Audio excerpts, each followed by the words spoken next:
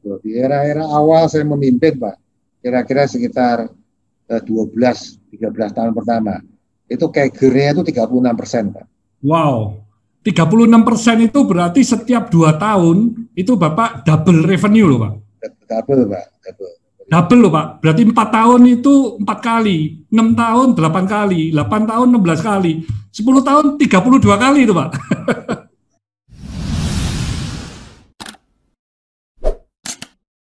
Nah, Pak Damek, itu kalau saya lihat ya bisnis keluarga, ini terutama yang keluarganya 2-3 itu aja sudah banyak masalah ya. Nah, Pak Damek ini kan harus bekerja sama dengan 10 saudara. Ini kan sesuatu yang wah itu sulit sekali karena masing-masing pihak ini kan punya kepentingan atau keinginan yang berbeda-beda ya. Nah, ini Bapak bisa menjadi sosok yang apa ya? Padahal yang anak paling kecil tapi bisa mengkoordinasikan semua kondisi ini sesuai dengan tujuan dari perusahaan itu tadi nggak mudah itu Pak. Iya ya Pak Hermanto ini karena backgroundnya sama ya, memahami betul ya. Karena family business itu selalu ada twin issues ya, isu kembar, yaitu adalah family issue dengan business issue. Nah, isu ini menjadi tidak terlalu terasa pada saat sang pemersatu itu ada, Pak. Betul. Pemersatu itu siapa? Biasanya orang tua. Lebih konkretnya lagi, biasanya seorang ayah, gitu kan ya. Nah, saya memang ini unplanned ya.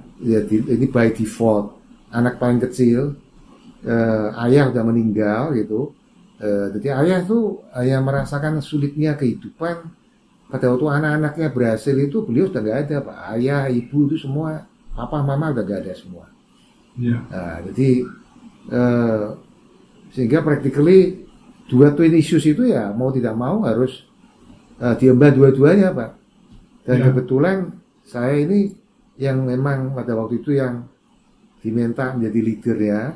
Makanya pada waktu saya diminta itu Pak, dipropose untuk ini saya share. Demikian ini karena unik ya di sekolah barangkali gak pernah diajarkan. Saya pada waktu dipropos untuk bantu perusahaan keluarga itu tahun 91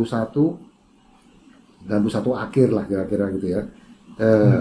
Udahlah, yuk gabung aja sama kita gitu. Daripada separuh waktu gitu kan. Nah itu pada waktu itu saya ajukan satu syarat aja. Boleh saya bantu, tetapi dengan satu syarat, saya bisa memimpin bukan sebagai hubungan kakak dengan adik, tapi hubungan sebagai atasan dengan bawahan. Karena kalau kakak adik kan saya nggak bisa ngatur. Kalau saya pasti pakai celana monyet, kakak saya yang paling besar udah kerja bantu ayah sampai badannya terbakar apa kayak gitu kan. Masa-masa sulit itu kan. Jadi gimana saya bisa memimpin secara rasional sebagai atasan sama bawahan kalau hubungannya kakak sama adik. Ya, syaratnya mas satu. Namun jawabannya masih mesti nunggu Pak, nunggu kira-kira 2 tahunan tuh Pak, baru kira-kira akhirnya mereka mengiyakan. Tapi saya memang menerima mandat itu dengan khidmat dalam artian bagaimanapun mereka adalah kakak-kakak saya, sehingga saya memanage kira-kira di 3 tahun pertama itu manage by heart Pak, sehingga banyak hal yang hal bukan bisnis yang lebih ke family issue misalnya gitu, itu juga termasuk yang saya anggap bagi bagian dari tanggung jawab saya. Tetapi kemudian menjadi semakin kewalahan pada saat bisnisnya membesar. Ya Pak Hermanto tentunya juga bisa cerita lebih banyak lagi pada saat bisnis membesar itu kompleksiti itu di sana Pak gitu. Semakin kompleks dan bisnis isunya juga tambah banyak gitu. Dan itu memang menjadi very challenging, Pak. Tapi saya sangat yakin ya Pak Damek di 3 tahun pertama, meskipun setelah perusahaan itu bertumbuh berkembang dengan sangat pesat, itu pasti Bapak melakukan banyak sekali pengorbanan diri Bapak sendiri ya, sehingga Garuda Food itu bisa sampai seperti sekarang. Karena tanpa pengorbanan seorang leader itu pasti tidak bisa itu bersatu utuh sampai saat membesar ini. Itu kendalanya pasti banyak itu. Saya yakin sekali itu Pak.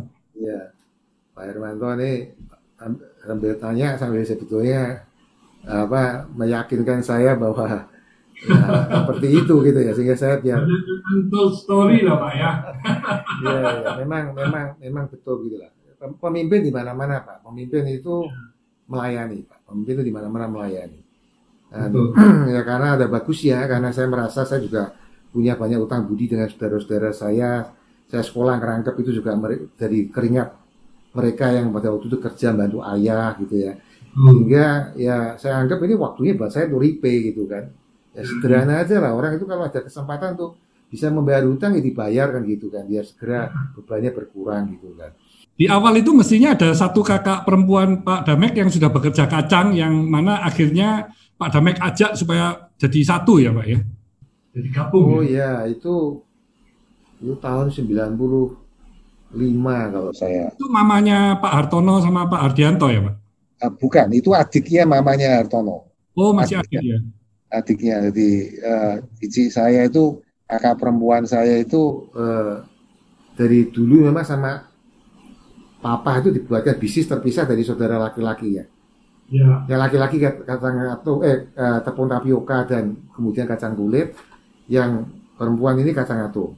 Kalau ibunya Hartono sama Hardianto, karena dia udah menikah dari jauh lebih duluan, kemudian merintis usaha sendiri dengan suaminya di Semarang Pak.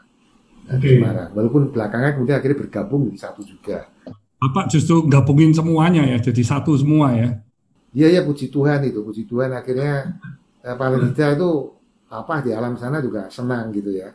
Yang dulunya ada satu dua yang di luar, sekarang udah jadi satu semuanya, sehingga ya tugas papa selesai lah dengan begitu. Iya. Tapi luar biasa lah Pak Damek ini bisa mempunyai satu strategi bagaimana mentransformasi bisnis kacang yang B2B tadi bisa menjadi bisnis yang sangat besar dan sukses ya. Nah kalau sisi terobosan yang Bapak lakukan itu yang berdampak sangat besar di awal-awal itu apa Pak? Yang bisa membuat satu terobosan ya? Ya sebetulnya saya itu awalnya, saya ini kan otodidak ya Pak ya, dalam segala hal, banyak hal katanya otodidak ya. Belajar sendiri gitu. Yang saya nggak otodidak itu hanya gelar sarjana ekonomi dengan hukum aja. Yang lainnya itu saya otodidak. Saya memang pada waktu itu dalam proses otodidak itu karena ini diminta saudara-saudara untuk membantu, kan nggak lucu kalau saya tanya sama mereka. Gimana idenya gitu kan, nggak lucu Pak ya. Ya tahu nggak tahu ya saya harus merasa otak saya sendiri gitu, harus gayanya sok tahu gitulah gitu. Nah di situ saya berpikirnya sederhana Pak Hermanto. Saya berpikir begini, bisnis itu kalau untuk mau bisa maju harus profit ya, harus making profit. Untuk bisa bikin profit, ya harus bisa jualan, kan gitu gampangannya. Nggak ada penjualan, nggak ada profit. Walaupun ada penjualan, belum tentu ada profit gitu ya. Tetapi kalau mau ada profit, syarat mutlak awalnya adalah harus ada penjualan. Disitulah kemudian saya berpikir sederhana, penjualan harus saya benahin dulu. Saya start dari penjualan Pak. Disitulah kemudian saya keliling membenahin distribusi yang dipegang oleh agen-agen kami Pak. Di seluruh Indonesia itu agen kami banyak. Makanya pada waktu akhirnya saya rubah menjadi sebuah bisnis strategic business unit, saya bangun perusahaan distribusi. Mereka saya ajak untuk berpartner dengan kami. Jadi nggak boleh habis manis sepah dibuang Pak. Ya, itu langit di atas menyaksikan nantinya gitu kan. Jadi kita ajak mereka, ayo kita benahin yuk, kamu ikut dengan saya berpartner aja udah. Karena itu partner saya banyak Pak, ada 21 kalau nggak salah. Karena agen-agen seluruh Indonesia itu Pak. PT-nya distribusi Pak Damek yang SNS itu ada 20 lebih ya? Iya ada 20 lebih dulunya. Terus dilebur. Agennya 21, tapi pada waktu dibikin PT itu sudah kira-kira menjadi sekitar 14-an Pak. Jadi gabung di sahamnya ya Pak ya? Ya digabung di satu, misalnya provinsi Sumatera bagian utara itu Medan sama mana lagi gabung jadi satu, Aceh satu PT. Sehingga ujung-ujungnya sekitar 14 PT itu dilebur, akhirnya sekarang jadi tinggal satu PT SNS itu Pak. Setelah distribusi selesai, baru masuk pembenahan di marketing Pak gitu. Ya. Kira-kira seperti itulah roadmap-nya. Kunci suksesnya memang ini Bapak langsung di awal strategi untuk memperkuat jalur distribusi, karena setelah marketing Bapak juga terus mengeluarkan produk-produk yang inovasi, iklan TV yang sangat berani, padahal di tahun 98 itu iklan-iklan masih belum begitu banyak ya Pak ya? Ya, belum banyak. Saya waktu mau masang iklan pun juga tidak semua shareholder saya setuju Pak. Ada yang bilang, Damek itu aneh-aneh aja, jualan kacang, mau iklan segala, mau bikin bangkrut atau gimana gitu. Wah, saya begitu kan juga, ya apa, goyang juga saya. Waduh, ini kalau sampai apa namanya nggak berhasil gimana ini gitu kan. Dan saya masih ingat itu, alokasi pertama itu uang pada waktu itu kira-kira 400 juta. Besar sekali Pak bagi ukuran kami Pak, 400 juta itu. Dan gagal Pak, gitu. Dan gagal. Iklan pertama itu gagal Pak.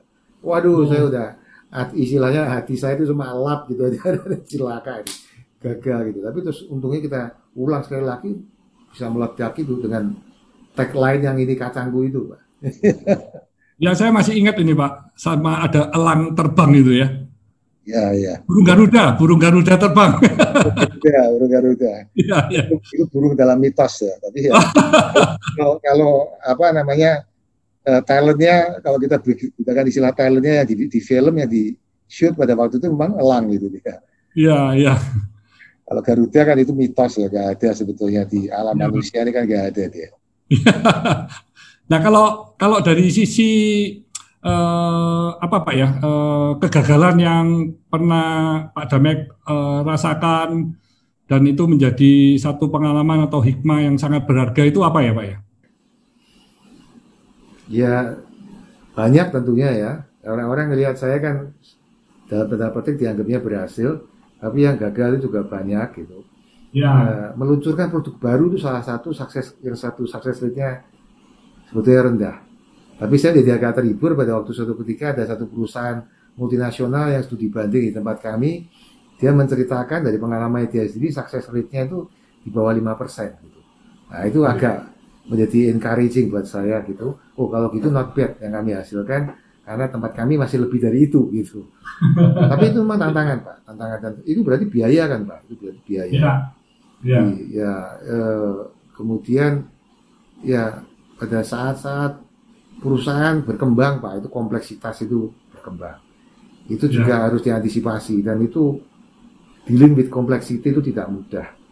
Sehingga makanya kalau mau sedia payung itu ya pada waktu jangan nunggu sudah hujan gitu ya. Artinya membenahi perusahaan itu ya pada saat perusahaan itu masih sehat gitu. Itu yang dikatakan transformation management, itu sebenarnya dari situ ya. Dilakukannya justru pada saat perusahaan lebih baik. Makanya pada saat sekarang perusahaan ini dipegang oleh profesional dari Garuda Food ya relatif berjalan dengan cukup lancar karena itu sudah disiapkan Pak. Bangun sistemnya, bangun budayanya, segala sesuatunya sudah dipersiapkan, orangnya, organisasinya pasti. Itu Pak Hermanto bisa cerita lebih banyak lah sekali lagi itu. Fondasinya Pak Damek sudah persiapkan dengan sangat baik, sehingga sekarang kan memang sudah benar-benar menjadi world class company lah Pak. Nah waktu Bapak terus berkembang, itu rata-rata pertumbuhannya kan bisa double digit setiap tahunnya ya Pak ya.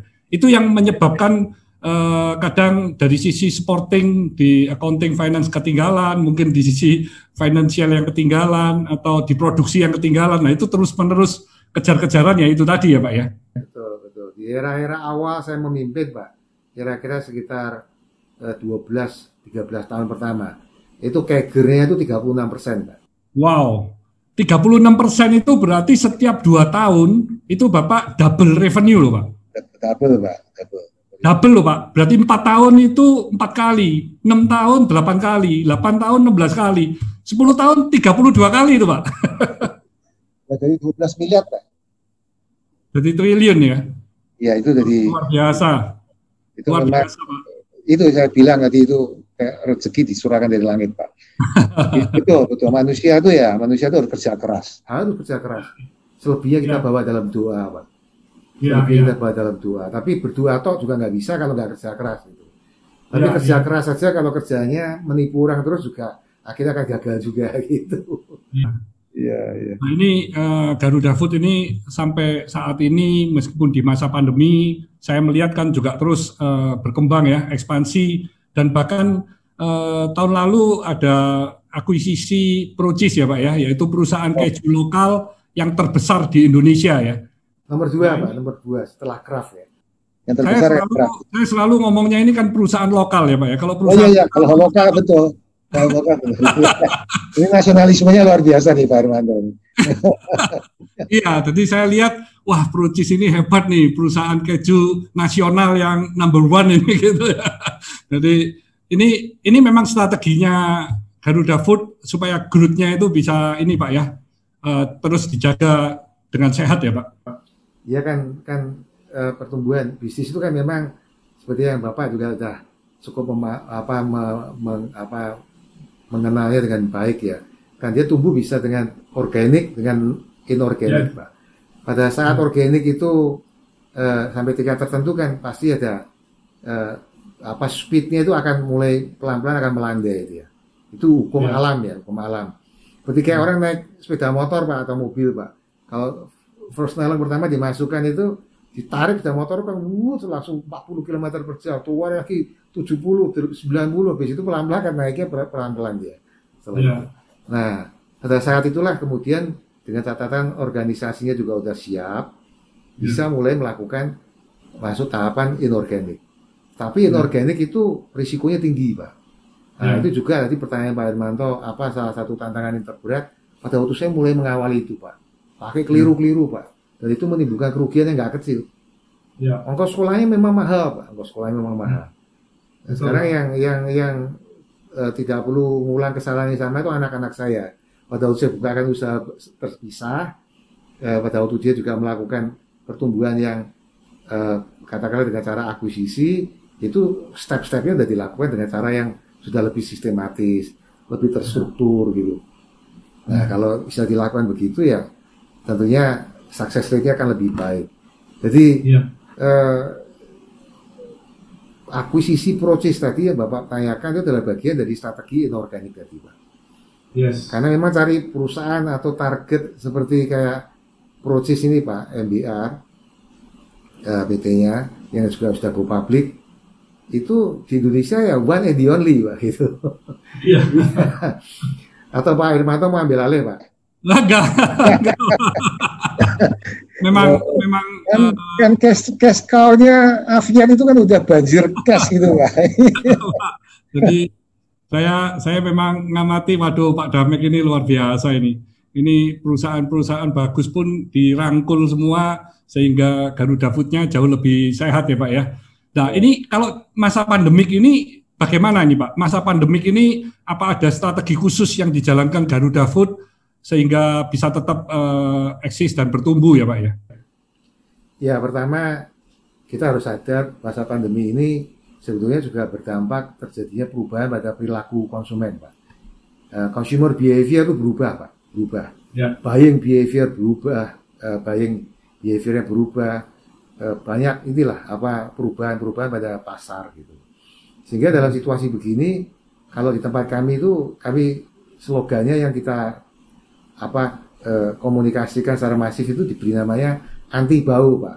Anti bau itu singkatan dari business as usual. Jadi nggak boleh business as usual, anti itu harus anti business as usual. Disitulah kita terus didorong kreatif dan inovatif. Esensinya seperti itu aja. Dalam berbagai hal Pak, never stop thinking.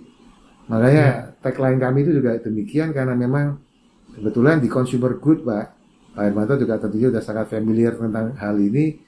Salah satu key success factor-nya itu adalah memang inovasi Pak. ya, Tagline-nya itu adalah leading in innovation itu karena salah satunya key success factor itu adalah innovation ya. ya. Setuju Pak. Ini saya lihat Bapak juga melakukan buyback saham ya. Nah ini saya ini mesti harus invest nih sahamnya Garuda Food nih Pak. Kita ikut hokinya Pak Damek. Hobinya Pak Hermanto udah luar biasa kok. Enggak Pak. Ini Pak Damek dalam era saat ini pun apa juga aktif ini ya dari sisi apa e-commerce ya Pak ya. Ini kan semua serba digital ya. Tempo hari saya pernah dikirimin oleh Pak Hardianto itu kalau mau pesan-pesan produk-produk dari eh, produknya kacang Garuda apapun ini ada itu bisa langsung dipesan dan deliver gitu ya. Iya Pak, kita memang mengantisipasi perubahan apa e-commerce ini sudah jauh-jauh hari ya, sudah jauh-jauh hari. Jadi kalau Sun Tzu mengajarkan kalau musuh nggak bisa dilawan ya dirangkul aja gitu kan.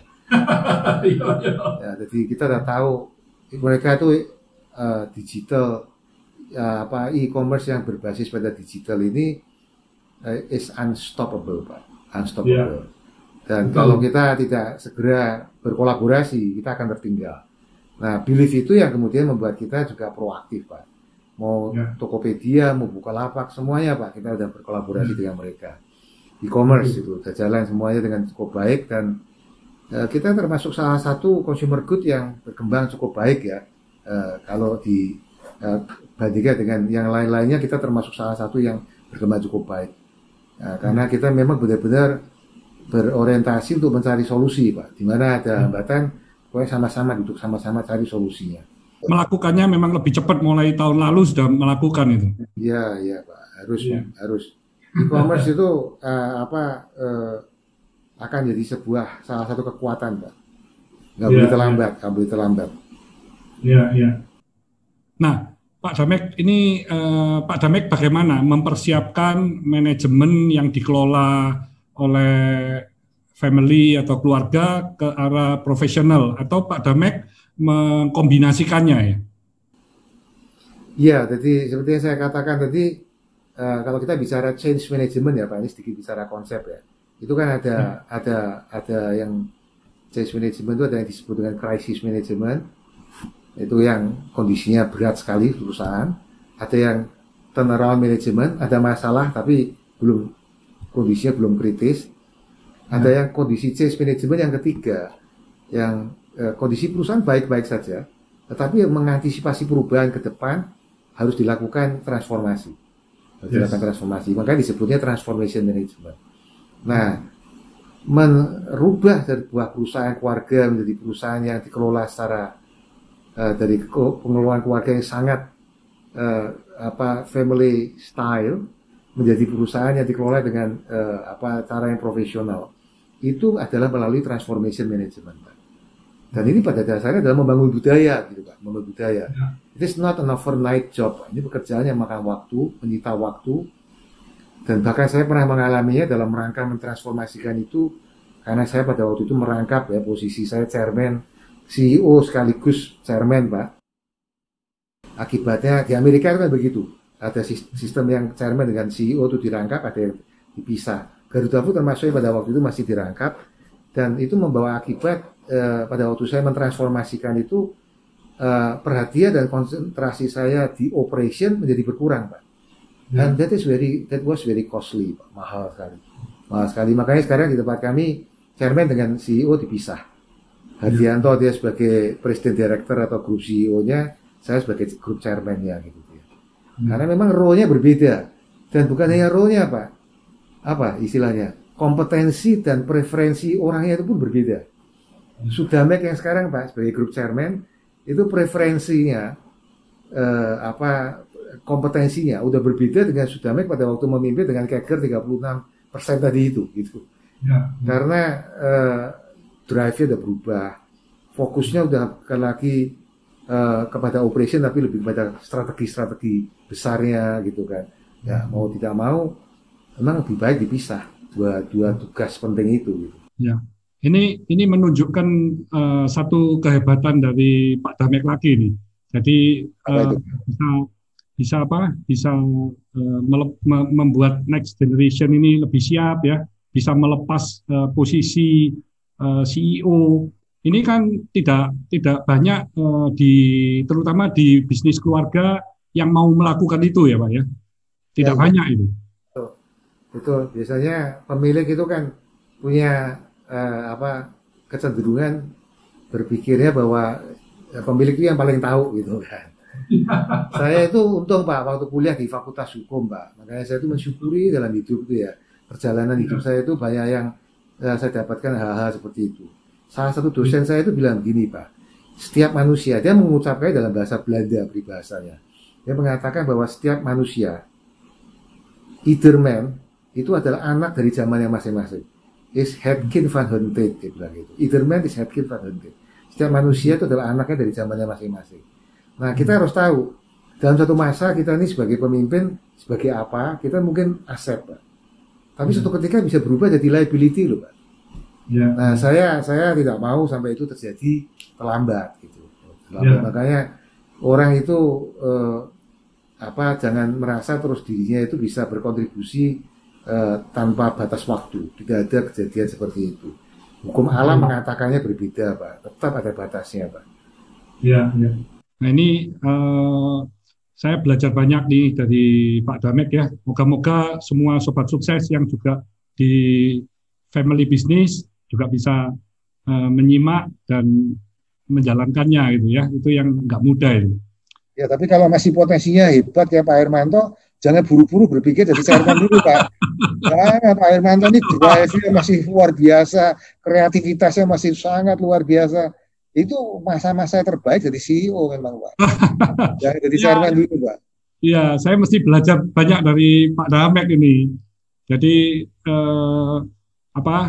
kita juga mesti tahu ya Pak ya, ini eranya ini memang perubahan yang saat ini kan cepat sekali ya. Bukan cuman kalau dulu buat visi kan 5 tahun, 10 tahun gitu ya. Sekarang kadang-kadang 1 tahun ke depan aja nggak bisa diprediksi gitu Pak ya, apa yang akan terjadi gitu ya.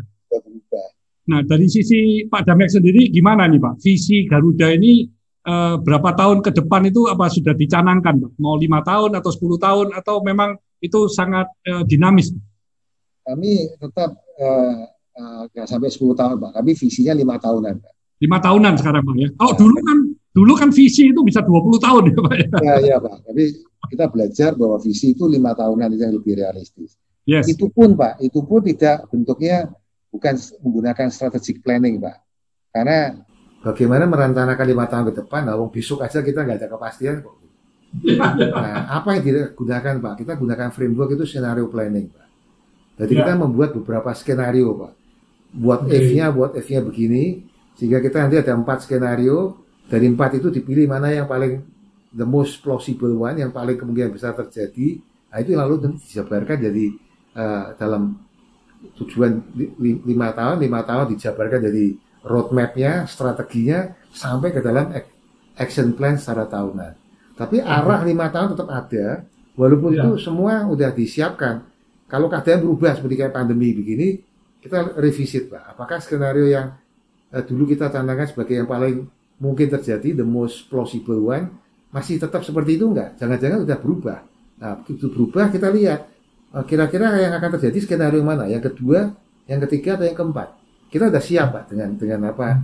3 cadangan skenario lainnya. Itu yang dulu dipakai oleh Shell Pak. Shell itu dulu bukan terbesar, tapi dia akhirnya menjadi salah satu perusahaan yang terbesar karena dia menerapkan skenario planning itu Pak. Itu adalah salah satu tool strategic management yang sangat membantu untuk supaya perusahaan itu bisa sustainable Pak, jangka panjang. Kan ujung-ujungnya perusahaan itu kan yang penting sustainable Pak. Jangan tumbuh pesat habis itu tahu-tahu berapa tahun hilang dalam peredaran gitu kan. Ya. Jadi harus agile dalam menyikapi strateginya itu masih cocok nggak ya, atau perlu dites gitu ya. Betul. Ya. Betul. Bahkan disiapkan, disediakan 4 macam skenario tadi. Skenario 1, 2, 3, 4. Dan setiap skenario ini ada strateginya Pak. Tapi yang dijabarkan tentunya yang skenario yang dipilih yang paling kemungkinan besar terjadi. Karena kalau kita terlalu menjabarkan semuanya nggak kerja malah Pak. Di sini kerjanya bikin rencana terus. Iya Pak. Sederhana saja. Bagaimana bahwa bisnis itu untuk bisa langgeng Pak, bisa sustainable, itu memang harus ditangani, dibangun, dikelola dengan hati Pak, harus dengan hati.